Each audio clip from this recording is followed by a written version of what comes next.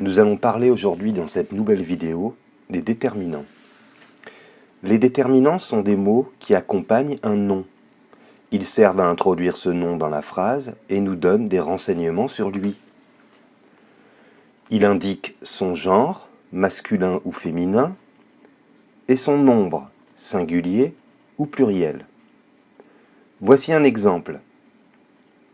Sorcière est féminin, donc on l'introduit avec un déterminant féminin, ici, la.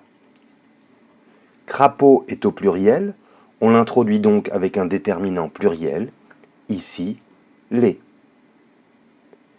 Attention, parfois le déterminant n'est pas collé au nom. Il peut y avoir un adjectif entre les deux, comme ici.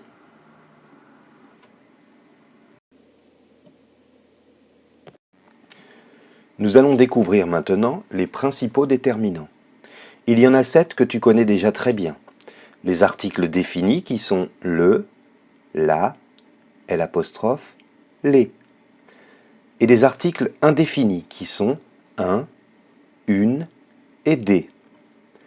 Le L' s'utilise devant un mot qui commence par un H aspiré ou par une voyelle, qu'il soit masculin ou féminin. Voyons un exemple avec chaque article. Le serpent, la vipère, l'araignée, les crapauds, un balai, une sorcière, des potions. Attention, lorsque les articles définis le ou les sont utilisés après les prépositions à ou de, on doit écrire une soupe au serpent et non pas une soupe à le serpent. Une confiture au crapaud et non pas une confiture à les crapauds. La bave du crapaud et non pas de le crapaud. Je parle des sorcières et non pas de les sorcières.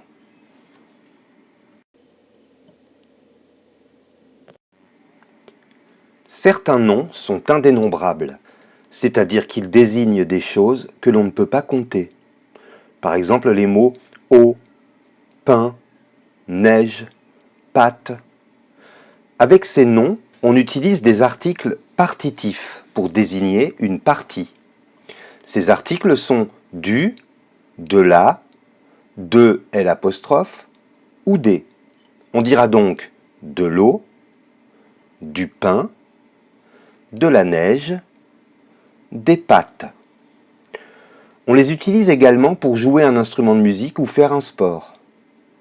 Je joue de la guitare, il fait du handball.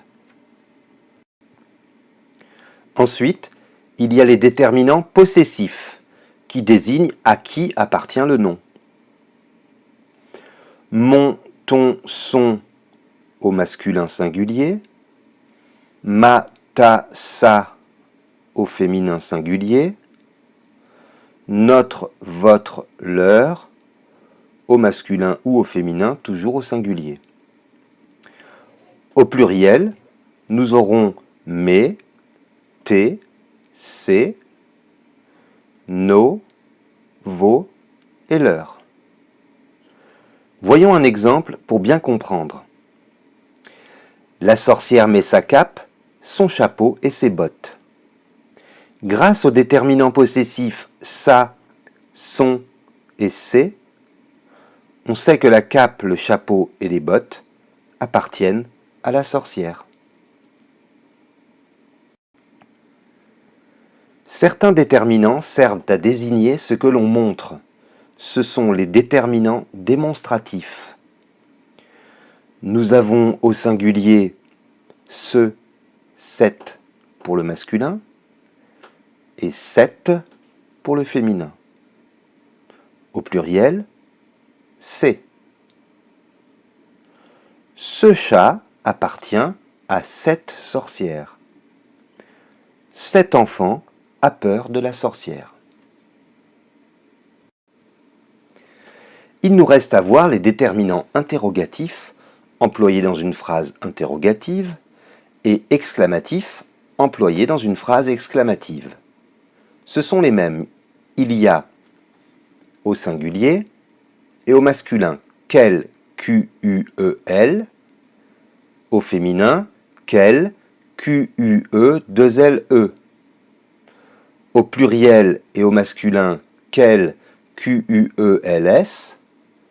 Et au féminin, quel, Q-U-E, 2-L-E-S. Les déterminants exclamatifs sont exactement les mêmes. Comme toujours, il faut accorder le déterminant interrogatif ou exclamatif avec le nom auquel il se rapporte. Voyons des exemples pour comprendre. Quel balai prend la sorcière? Quel est masculin singulier, car il se rapporte à balai, qui est masculin singulier. Quelle potion prépare la sorcière? Quel est féminin pluriel, car quel se rapporte à potion, qui est féminin pluriel. Quelle horreur! Quel est ici féminin singulier, car horreur est féminin singulier. Attention, car certains pronoms et certains déterminants s'écrivent de la même manière. Il ne faut pas les confondre. N'oublie pas qu'un déterminant se trouve avant ou tout près d'un nom. La sorcière capture les crapauds.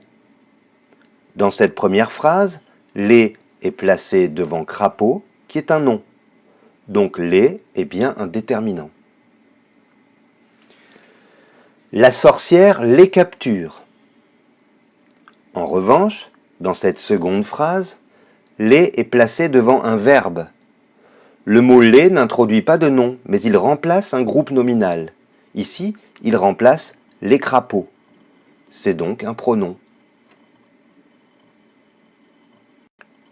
Et voilà, tu sais maintenant reconnaître plusieurs familles de déterminants, les articles définis et indéfinis, et les articles partitifs, les déterminants possessifs, les déterminants démonstratifs, les déterminants interrogatifs, et enfin les déterminants exclamatifs. À bientôt pour de nouvelles aventures.